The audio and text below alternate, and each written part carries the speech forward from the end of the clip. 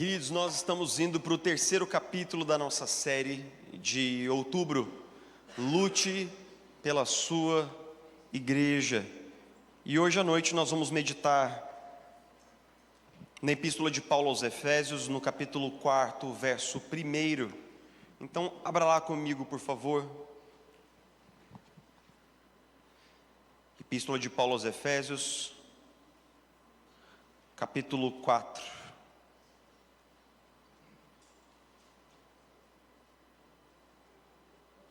Verso 1, nós vamos ler todo esse bloco que está aí, na verdade metade do capítulo 4, e o capítulo 4 Paulo começa a aplicar, ou a traduzir para o nosso cotidiano, para a nossa experiência mais cotidiana e mais rotineira, aquilo que ele explorou nos capítulos anteriores, que é basicamente uma apresentação bem parruda, bem maciça do Evangelho, e ele começa a dizer assim, sobre as implicações práticas de crermos no Evangelho.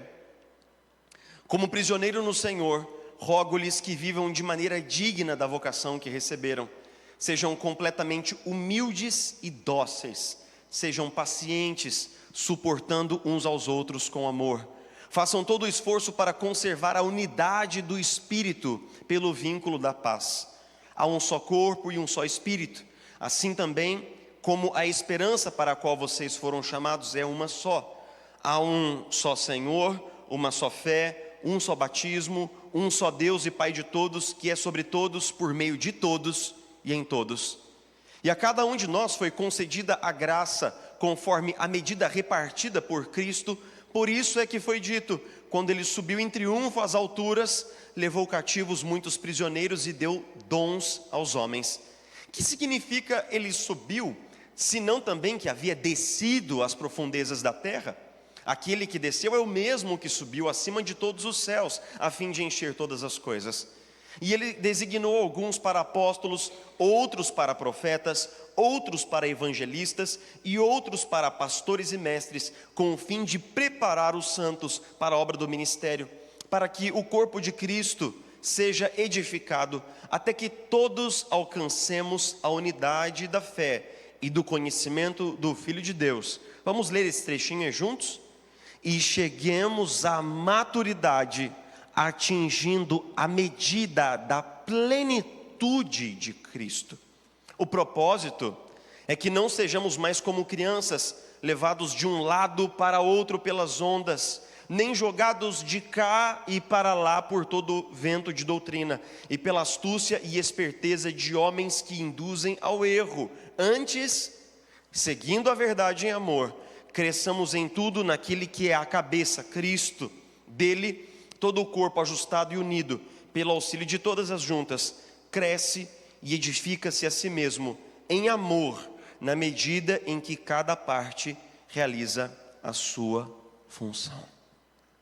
Na década de 70, muitos pastores e líderes das igrejas locais estavam preocupados com a falta de crescimento da igreja e com o fato de que muitas pessoas naquele momento já estavam mais saindo da igreja do que entrando nela. E então começou a haver uma série de escritos sobre crescimento de igreja, e aí nasceu uma espécie de um movimento, né?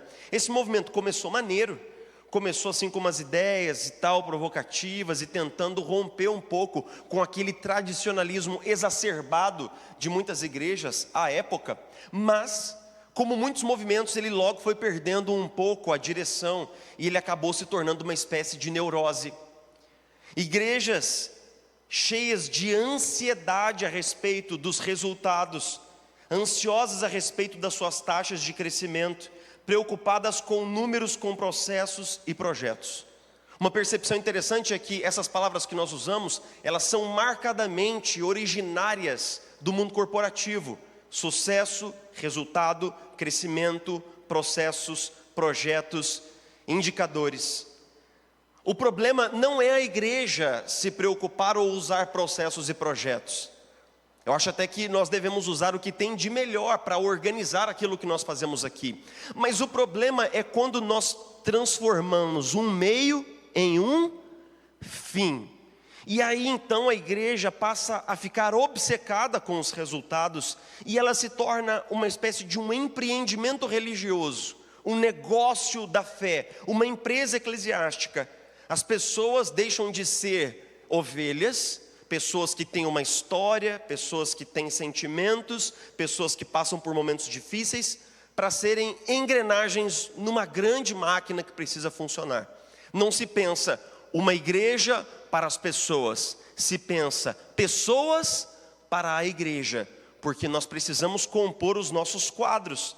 E então eu recebo aqui todos os anos, na IP Aquários, muitas pessoas que se doaram pela igreja.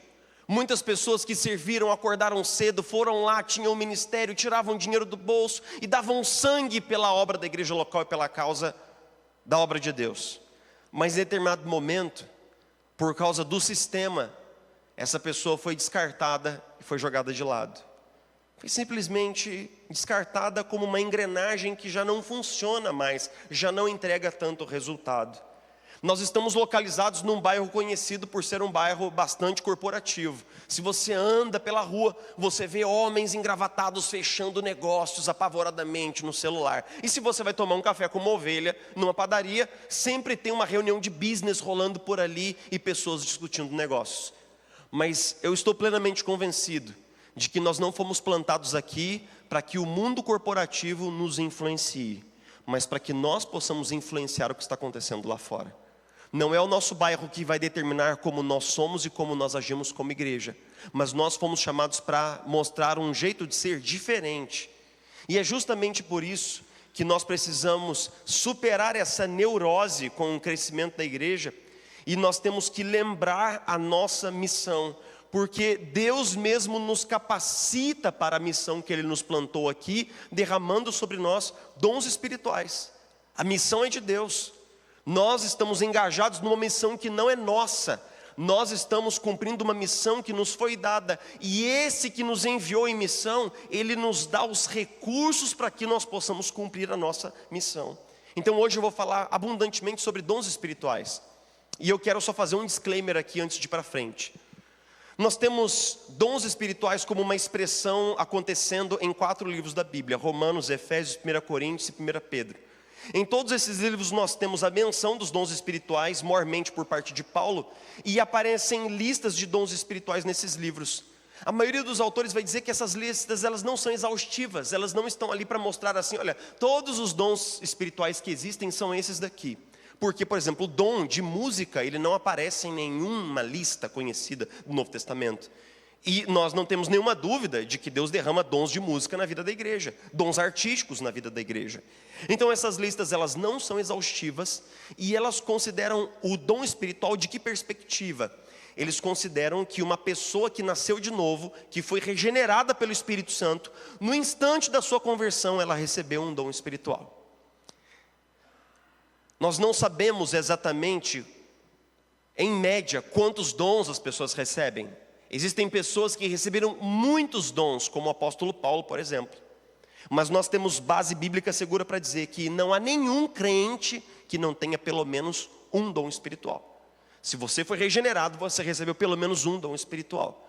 Muitas vezes nós recebemos mais de um, mas existe esse dom principal na nossa vida. Então, quando Paulo ele recobra a ideia dos dons em Efésios capítulo 4, ele faz isso dentro de uma estrutura textual. Ele fala sobre dons, mas o que ele está desenvolvendo antes não é um papo sobre dons. Então nós temos que entender nesse texto 3 coisas. Primeiro, por que Deus distribui dons na igreja? Em segundo lugar, como Deus distribui os dons na igreja? Em terceiro lugar, para quê? Então nós vamos ouvir hoje sobre por que Deus distribui os dons na igreja, como Deus distribui e para que Ele distribui. Em primeiro lugar, por que Deus distribui os dons na igreja? Paulo vem mostrando para os Efésios o que significa viver no Evangelho. E a primeira ideia que ele saca dessa série de aplicações é a ideia da unidade da igreja.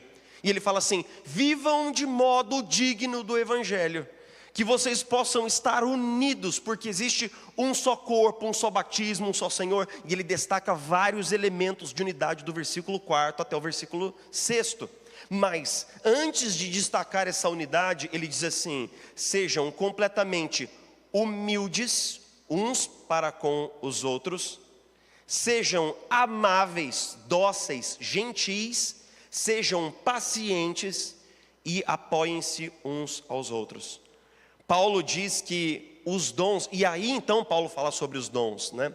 Então, por que Deus derrama dons sobre a igreja? Para que, servindo uns aos outros com humildade, com paciência, com apoio mútuo e com gentileza, nós possamos materializar, dar forma, dar veracidade à unidade dentro da igreja local.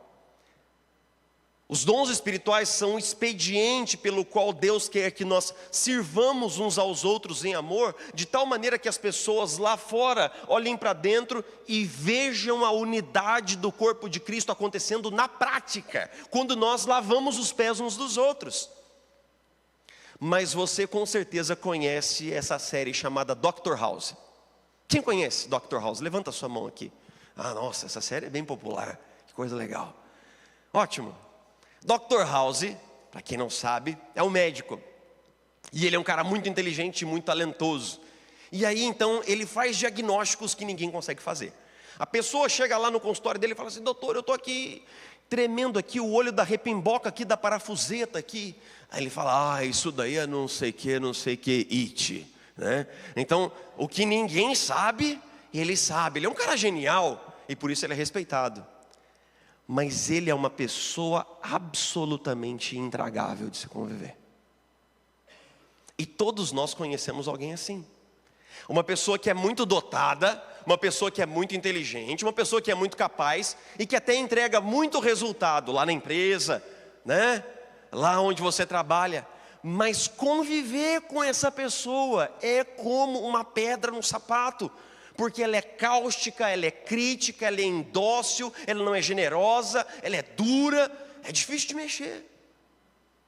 O que Paulo está dizendo aqui, quando ele diz assim: sejam amáveis, humildes, dóceis, generosos uns para com os outros, é que o foco do dom não está em entregar uma tarefa, o foco do dom está em edificar o meu irmão. O que nós fazemos aqui na igreja não tem foco em resultado, tem foco em gente.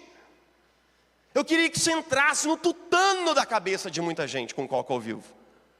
O importante não é lavar o chão, se para lavar o chão você atropela pessoas no caminho.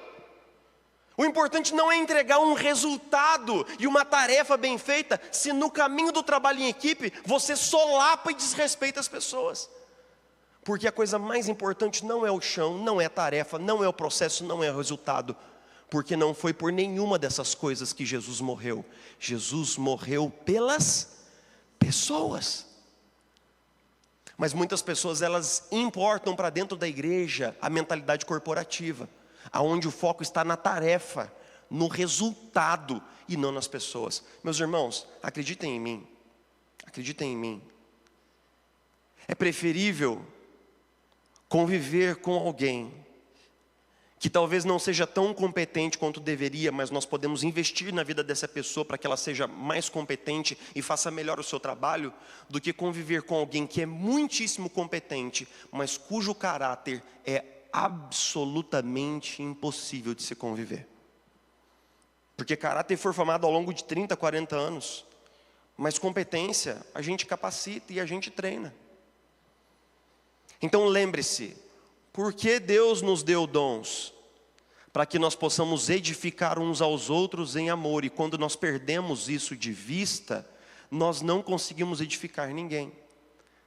É triste quando a gente ouve falar sobre grandes pregadores, que são pessoas monstruosas no púlpito, servos abençoados de Deus. Quando eles estão pregando, a igreja ama o cara. Mas quando o cara desce do púlpito, ele não consegue conviver com as pessoas.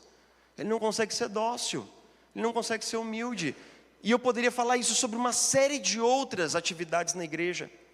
Então, perguntas para refletir são: quando eu estou servindo na igreja, eu estou mais focado na tarefa e no resultado, ou eu vejo as pessoas?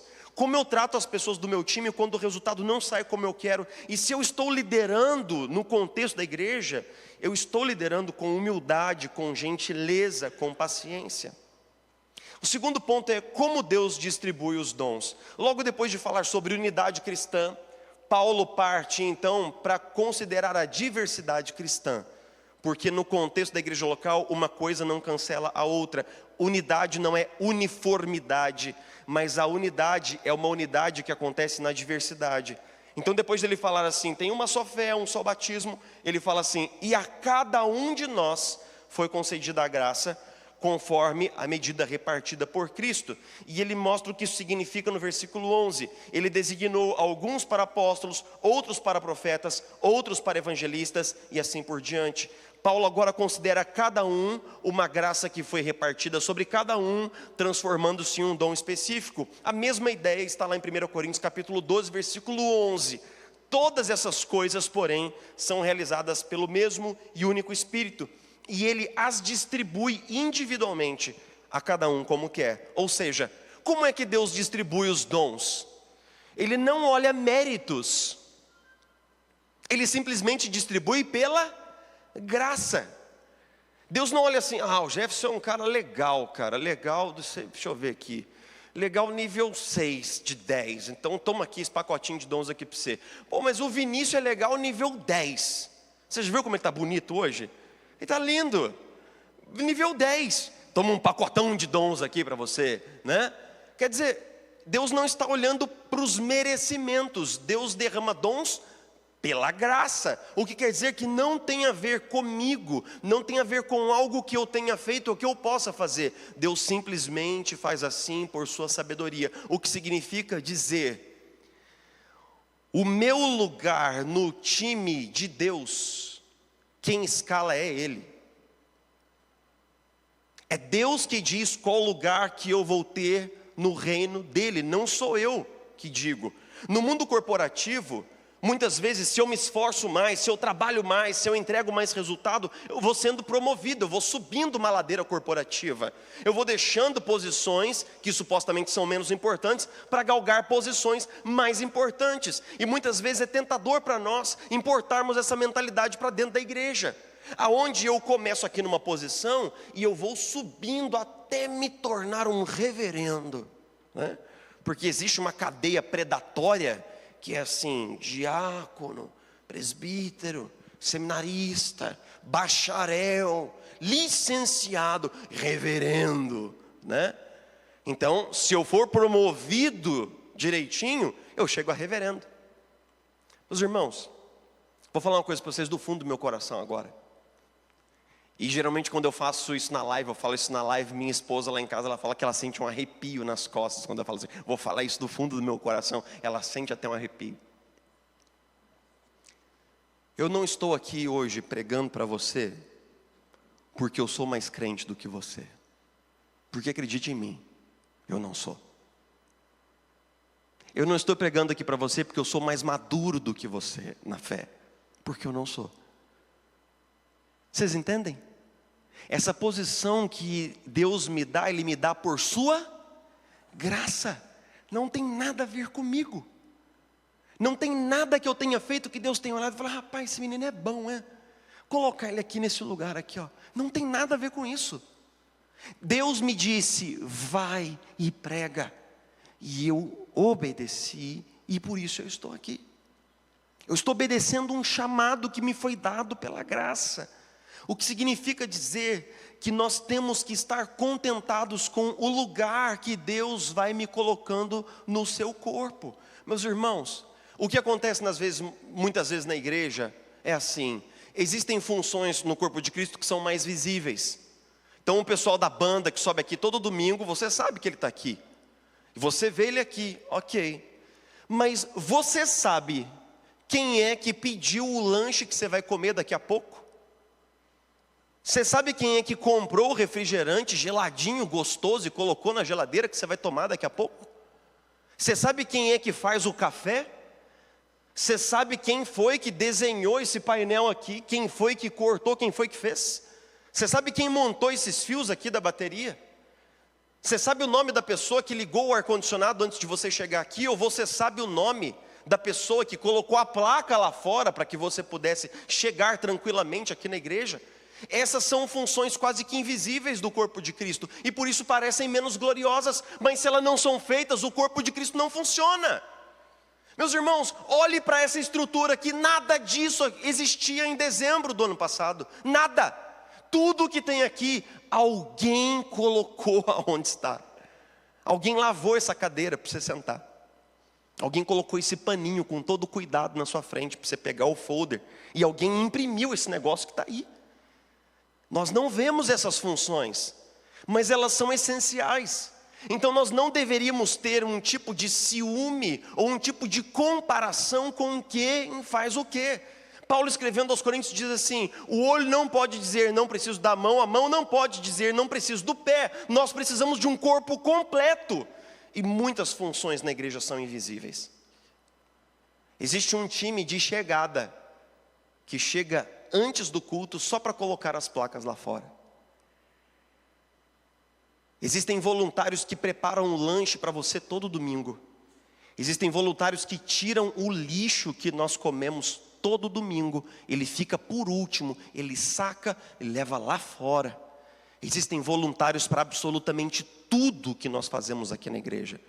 Porque essa é a única maneira de nós servirmos uns aos outros e edificar o corpo de Cristo. Então fique contente. Eu contei aqui hoje, pela manhã, que do ano de 2003, rapaz, eu estou ficando velho. Eu estou velho nesse negócio, eu estou pensando muito sobre aposentadoria nesses dias. Douglas, já pode, Douglas? Ainda não, né? Pensando sobre aposentadoria. Quando a Sofia não dorme uma noite bem, eu fico assim, nossa, aposentadoria, né? Em 2003, meu pastor virou e falou assim: tem um culto na quinta-feira. O violão do culto é seu, esteja aqui na quinta-feira.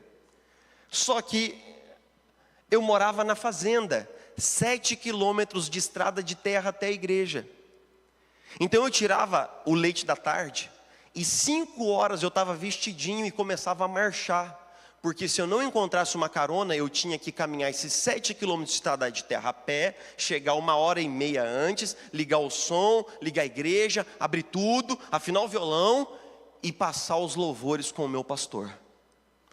E eu ficava exultante de saber que alguém tinha me dado alguma coisa para fazer dentro do corpo de Cristo. Muitas vezes eu fui a pé o caminho inteiro e muitas vezes eu voltei a pé, 10 horas da noite, sem iluminação, estrada de terra, porque 5 horas da manhã era tirada de leite no dia seguinte. Meu irmão, se alegre com o que Deus te deu para fazer no corpo dele, seja o que for. Faça de todo o seu coração, faça com todo o seu amor, faça como se tivesse um Maracanã de gente vendo você fazer. Sabe por quê? Porque o seu verdadeiro público está vendo o seu serviço. E acredite em mim, esse serviço está sendo contabilizado. Por fim, para que Deus concedeu os dons? Do versículo 12 em diante, Paulo diz assim: ele chamou alguns para profetas, apóstolos, evangelistas e tal. Ele diz assim: com o fim de preparar os santos. A palavra aí é teleios, que significa com o propósito, com a finalidade, com o objetivo. E então, numa lógica tipicamente paulina, onde Paulo vai empilhando vários termos teológicos, ele diz assim: com o fim de, preparar os santos para o ministério. Para quê? Para que o corpo de Cristo seja edificado. Para quê? Para que alcancemos a unidade da fé e do conhecimento do Filho de Deus. Para quê? Para que cheguemos à maturidade. E ele diz assim: atingindo a medida da plenitude de Cristo. Isso é o que Paulo tem em mente.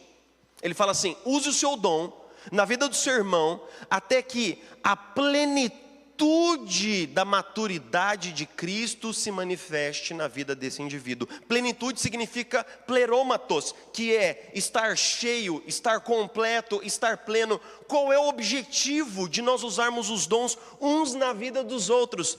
Para que Cristo seja formado na vida do meu irmão. E eu não consigo imaginar um objetivo mais ambicioso do que esse. Meus irmãos, nós como igreja moderna, nós nos preocupamos com quantas pessoas tem no domingo à noite. Nós estamos preocupados se a igreja está cheia de pessoas. Mas Paulo estava preocupado se as pessoas estavam cheias de Cristo. Essa era a preocupação dele. Porque Paulo sabia que quando a igreja estivesse formada por discípulos cujo caráter imitava o caráter de Cristo, o crescimento da igreja aconteceria de forma natural e orgânica. Imagina que você planta um abacate lá no seu quintal, um pé de abacate. E aí o abacateiro começa a crescer e você todo dia tem que ir lá e falar assim: oh, dá um abacate aí, rapaz. Dá um abacate, cresce, flora. Todo dia você tem que fazer um coach com o seu abacateiro. Imagina. Você pode, you can do it. Seja a sua melhor versão agora. Tá? O mundo ainda não viu um abacateiro como você. A gente não faz isso. A gente simplesmente investe no abacateiro, bota água no abacateiro, porque o abacateiro, no seu próprio tempo, ele vai gerar frutos. Se nós temos muitas vezes igrejas que não crescem, esse é o problema de que as pessoas não estão vindo, ou o problema é que as pessoas não estão vendo Jesus em nós. Porque se essa pessoa convive comigo no trabalho e eu sou tão igual como todo mundo, que diferencial existe na minha vida para que essa pessoa fale assim: rapaz, eu vou dar um pulo lá nesse negócio lá. Tá rolando um negócio maluco lá, cara. Tem alguma coisa diferente lá. Meus irmãos, nós estamos preocupados com técnicas de encher igrejas. E se você convive com a IP Aquários há um tempo, você sabe que a gente não pensa, nem sente, nem faz isso aqui. Meus irmãos, eu estou absolutamente convencido, sendo o plantador mais quebrado que Deus podia trazer para plantar essa igreja no meio de uma pandemia, olhando para mim mesmo, eu estou absolutamente convencido que a obra é do Senhor. A obra é do Senhor. Nós não temos que nos preocupar com técnicas vazias e baratas, artificiais e superficiais para o crescimento da igreja. Porque o próprio Jesus Cristo vai cuidar da sua noiva. Ele mesmo disse: eu edificarei a minha igreja e as portas do inferno, digamos todos, não prevalecerão contra ela. É Jesus quem edifica a sua igreja, apesar de mim. Veja só que maravilha. Então nós temos que nos lembrar para que são os dons. Para quê? Qual é o objetivo do meu dom? Para que Jesus seja formado na vida das pessoas. E eu quero encerrar com uma história e uma conclusão cristológica.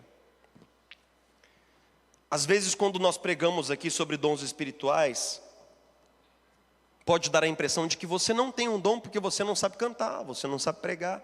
E parece que tudo o que nós fazemos como igreja é pregar ou cantar. Mas não é. Eu já contei essa história aqui, mas quando a gente fica velho e se torna pai, a gente pode repetir histórias, é isso que eu vou fazer agora. Que é o seguinte. Eu estava no 2º ano da revitalização da igreja presbiteriana do Barreto. Era uma igreja muito viva e pujante, passou por uma crise. Quando nós chegamos lá, em janeiro de 2013, tinha 8 pessoas no culto. E todos os sinais de uma igreja que precisa de revitalização. Não tinha ar-condicionado, a igreja precisava de pintura, precisava de banco, precisava de som, precisava de tudo. Imagina uma igreja que tudo está mais ou menos assim cacarecado, né? E aí a gente começa a revitalização e faz uma coisa aqui, faz uma coisa lá, pinta um negócio ali, ajeita uma coisa lá, apaga um fogo aqui. E aí um dia, eu cheguei no gabinete e eu fui pegar um papel que estava dentro da minha gaveta, da minha mesa velha, que era o que tinha. A hora que eu saquei a gaveta, o gaveteiro caiu inteiro no chão e desmontou. Arrebentou no chão, jogou caneta, arrebentou papel para todo lado. E eu já estava naquele dia, cara, que eu estava assim no meu limite. Eu falei, não, hoje para mim é a gota d'água. Coloquei minhas coisas na mochila, fui para casa e acabou o dia ali para mim. Não é por causa do gaveteiro, é porque é uma série de coisas que vão dando errado e que não funcionam e que chega uma hora que você fala, desanimo. O dia acabou ali. Na época, Isabela morava do outro lado da Baía da Guanabara ainda, nós éramos noivos. Eu liguei para ela à noite, falei do meu desânimo, falei para ela e tal. E aí acordei no outro dia cedo e falei, bom, vamos lá, mais um dia, né? Revitalização de igreja é assim, se você não morre no processo, a igreja um dia será revitalizada para a glória de Deus. E aí então eu fui para o escritório. Cheguei no escritório, já assim, eu tenho que chegar um pouquinho mais cedo, porque eu tenho um aconselhamento tal, vou chegar meia hora antes para eu poder arrumar o gaveteiro. A hora que eu cheguei no gabinete, o gaveteiro estava arrumado. Estava parafusado, rapaz, tudo direitinho no lugar, e ele estava todo, a mesa estava nova. Eu falei, rapaz, o anjo do Senhor passou por aqui, aleluia, né? O anjo do Senhor passou por aqui, e aquilo aqueceu o meu coração, porque Deus, com aquele gesto tão minúsculo, me disse assim, eu vou cuidar de você, você não está sozinho nisso, eu vou te dar parceiros para fazer esse negócio. E aí eu saí ligando para a minha equipe, fulano de tal, não sei. De repente eu liguei para o presbítero Kleber. O presbítero Kleber foi gerente de manutenção de submarino na marinha. O cara, ele conserta desde uma televisão até uma bomba atômica, talvez as duas coisas ao mesmo tempo.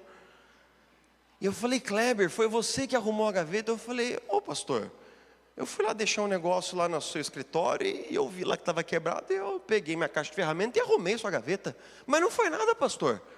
Se esse é o dom que Deus me deu, eu quero usar ele o máximo que eu puder. Eu falei, Kleber, você não tem noção do que foi no meu coração aquela gaveta consertada. Porque não é sobre a gaveta, é sobre o gesto. É sobre o gesto. Existem pessoas que têm dom de abraçar gostoso, então abrace.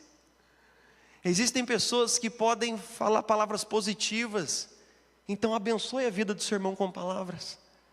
Existem pessoas que têm o dom de ligar para você em horas difíceis, então ligue para as pessoas, mas exercite o seu dom. Porque quando você subtrai o seu dom da igreja, uma coisa muito chata acontece. Por menor que pareça o gesto, por mais simples que pareça a atitude, quando você subtrai, uma coisa ruim acontece. Eu sei que hoje de manhã, a primeira coisa que passou pela sua cabeça foi, você abriu os olhos de manhã e falou assim, ufa, que bom que meus rins estão funcionando normalmente hoje. Não foi? Foi a primeira coisa, não foi? A segunda coisa que você pensou, nossa, que bom que o meu apêndice também está funcionando bem. Aí depois de pensar assim, você estava escovando dente e falei, nossa, que bom que meu fígado hoje está funcionando legal. Mas se você tiver uma pedra no rim, você vai pensar sobre o seu rim. E se você tiver um apêndice supurado, você vai pensar sobre o seu apêndice. Quando um órgão não funciona no corpo de Cristo, por mais discreto que ele pareça, ele causa um dano a todo o tecido do corpo de Cristo. E acredite em mim, diante de Deus um dia você estará, e Ele vai te perguntar, eu te dei esses dons aqui, o que é que você fez com eles? Você multiplicou os seus talentos, ou você enterrou o seu dom? Porque se nós estamos falando sobre dons que foram derramados pela graça, então esses dons não são nossos, né, irmãos? Não é verdade? A lógica é que eles não são nossos, eles nos foram emprestados para que nós possamos usá-los para a glória de Deus. E Deus vai levar isso a sério. Eu sei que vai. Porque nesse mesmo texto, Paulo diz assim, porque aquele que subiu derramou dons aos homens, mas como ele subiu? Ora, aquele que subiu antes havia descido, para que depois de descer ele pudesse subir e então derramar dons aos homens. Os nossos dons foram comprados com o preço do sangue de Jesus. O seu dom espiritual ele foi derramado sobre você porque Jesus Cristo foi exaltado acima de tudo e de todos, para que todo olho, toda boca confesse que Jesus é Deus e Senhor sobre toda a criação. Deus não derramou dons sobre nós de forma tão gratuita, trivial e banal assim. Esses dons foram conquistados com o sangue de Jesus. Então acredite em mim, Deus vai levar isso a sério. Deus vai levar isso a sério. Meu irmão, não se permita chegar no final da sua vida e descobrir que o seu dom foi enterrado. Seja ele qual for. Seja ele qual for. Não faça isso com você. Mas sobretudo, não faça isso com Jesus. Senhor, nessa noite, nos dá um santo temor. Porque todos nós recebemos aqui dons maravilhosos. A tua palavra diz que nenhum dom falta à igreja, para que ela seja a luz do mundo, sal da terra. Nada falta, todos os recursos para a missão já foram derramados sobre nós, e eles estão exatamente aqui. Então, Senhor, a igreja é como um gigante adormecido, que não tem sequer conhecimento do seu próprio potencial. Porque se todos os dons que estão representados aqui nessa noite fossem completamente liberados para o serviço, fossem utilizados no poder e na dinâmica do Espírito Santo, nós veríamos o levante de uma igreja tão pujante, Senhor, cujas obras, cujo amor, cujas atitudes de graça certamente fariam transformar nosso bairro, nossa cidade e todo o Vale do Paraíba. E é isso que sonhamos, Senhor. É isso que sonhamos. Sonhamos com uma igreja na qual cada membro descobre o seu lugar no corpo de Cristo, em que todo irmão encontra o seu dom. E aquele que tem o dom de servir, que sirva com amor. Aquele que tem o dom de ensinar, que faça isso com humildade. Aquele que tem o dom de abraçar, que faça isso com pureza. Aquele que tem o dom de encorajar, que encoraje. Aquele que tem o dom de ser generoso, que use sua generosidade para impulsionar o reino de Deus. Mas, Senhor, não permita, por sua maravilhosa graça, Senhor, por seu amor tremendo, que nós possamos nos apresentar de mãos vazias diante do seu trono naquele dia. Que nós possamos, Senhor, abrir as palmas das mãos e o Senhor veja obras, serviço, atitudes. Que o Senhor possa se alegrar na maneira como nós usamos os nossos dons, para o bem da nossa família, para o sustento da nossa casa, sim, mas para a edificação e o avanço do reino de Deus aqui, aonde o Senhor nos plantou. Nós queremos agradecer por todos os voluntários da IP Aquário, Senhor, por cada pessoa que faz um café, por cada pessoa que passa o pano, que abre e que fecha uma porta, pelos muitos atores invisíveis do corpo de Cristo, homens e mulheres humildes, tementes, fiéis, constantes, e que servem ao Senhor com tudo o que eles têm, com tudo o que eles são.